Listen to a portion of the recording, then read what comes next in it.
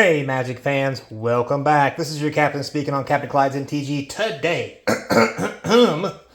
we have collector boosters. Whole case open, and I'm going to show you what we got. So, don't forget, comment, like, subscribe, hit that good old notification bell. Links in the description to the eBay TCG player. Anyway, look at the description. That's where I'm selling my cards. Don't forget, there's memberships in there. Patreon, membership on YouTube would be great. We can do some private streams and what have you, uncensored. Also, if you want to support the channel so we don't have to get sponsors, just hit the subscription button right around here, somewhere in there. Anyway, and watch the videos. That's the best you can do. It's free, doesn't cost you anything, and I do appreciate it. Lets me know I'm loved. Anyway, so let's get started. So, biggest thing to know about the collector boosters is there's a couple things you get. Obviously, you get your rares in several fashions. There are the commander cards that come in, your mythics, which come in these forms. Also, you have your, you can see the extra visible ink art on there for those foils, and there are special guests. Now,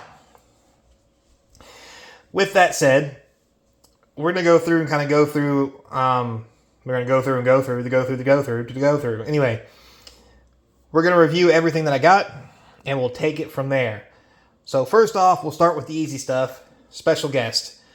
What's really odd about this is I only got one special guest card, and I'm not really complaining, but I really think it's half a dozen, 1/6 the other, because you tend to get more invisible ink cards than special guests, because out of 6 boxes, I got one special guest card. Sadly, the special guest cards on average have a higher price than the invisible ink cards, which is just sad on several forms. Anyway, then we'll look at our cool invisible ink cards. We got one Rakdos, which was really cool. We got a Tristani, the Three Whispers. We got the Deadly Fugitive. We got a Quake Mole, which was really sweet. You can see the Quake there. We have Master Sleuth. You can see that. He's handsome and a genius. Anyway, and we have Argus, which was our first one that we pulled, which kind of made me not feel good about it. But anyway, so as you can see, we have 6. Like I mentioned during the videos, that averages about 1 a box. But here's the thing you guys got to remember. Not every box had one. 2 boxes had 2, so that gave us the 4. And then 2 other boxes had 1 apiece, which was these 2. But there were 2 boxes that didn't have any. And those boxes that didn't have any, one box had a special guest card. The other one had nothing, which really hurt the value. So keep that in mind as we move forward. Now, past that, mythics we got that were foils, not too bad. We got a Kaya, Masker Girl. We did get an Incinerator, a Vin Ripper, a Recon, more Tristanis, a Vanifer, another Rakdos in the alternate art. We got a Pride Call. That was pretty cool. We got a Delaney. She's, she, whatever. This person is one of the most valuable cards in the set, along with we got a full Quake Mole and an Incinerator, which is really sweet.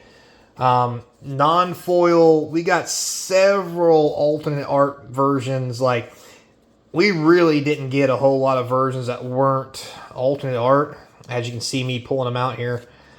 All these are, most of them are the file versions, case study, case file, whatever you want to call them. And then we have the alternate art ones, which I'm not going to lie, the whole tower thing looks really cool. And then there's an alternate version there, technically. So actually, in Mythics, we only got 5 that were either full art or regular. And, oops, that's a foil one. So technically 4. Or, well, it is 5. And those were all full art. So, if you want Mythics, I would say collector boxes are not the way to go if you're looking to complete a set. Seriously, you'll have to go with play boosters, just buy the singles. And that's really something to take into consideration moving forward. Anyway, next we have Mythics from Commander. We got quite a few. Some of them are foils, as you can see. Some of them are not.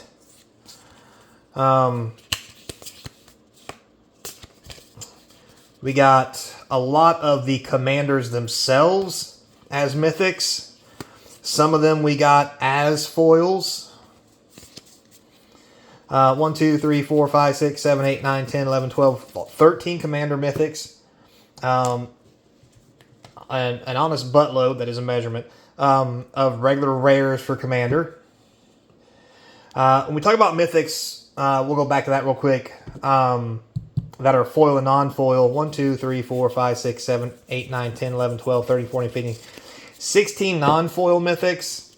1, 2, 3, 4, 5, 6, 7, 8, 9, 10, 11, 12, 13, 14, 15, 16, 17. 17 foils. So a pretty much even split, which takes it right around 32. And if you divide that by 6, I mean, basically, the mythic count was averaging 7 to 8 per box.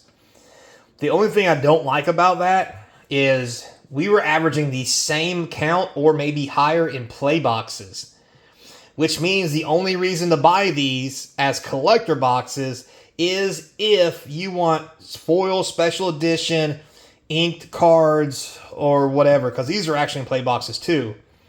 And here's the problem I have with that.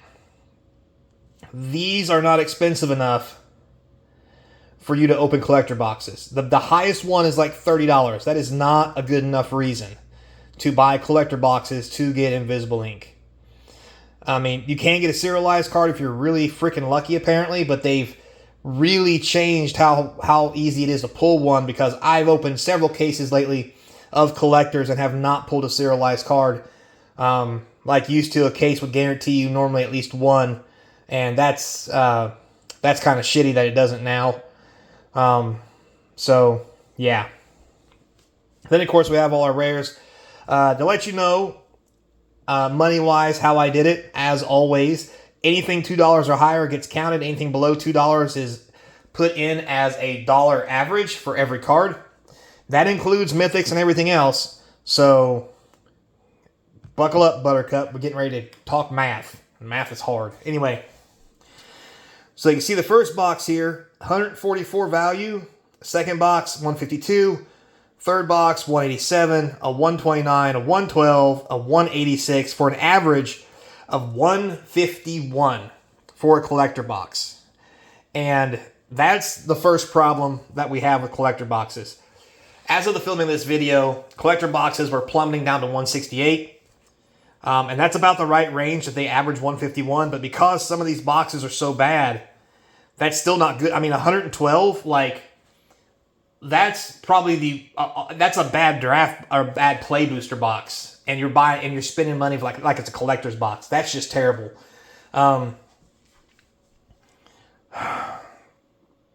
With that said, let's look at some other things. So the extra stuff is any inked card or a draw on the lock. You can see the extra value in here, 10, 9, 30, that was 2 cards. 0, 10, 29, that was where 2 cards were, I believe. Or no, actually, that was just him. There's not a lot of extra value. And if you take the extra value out of here, it's really not worth it. So if you get a box that doesn't have one, like this one, 129, or a bad pull like this one for 112, it's really awful. With that said, if you look again, you can see the rares are pulling higher in value than the mythics, which is really weird. I like it better because you can't guarantee a good pull on a mythic. But the rares are at the point where they're just really averaging out the box. But in play boosters, but in collector boosters, they do not average out the box because they are way short of getting you halfway to how much the box costs.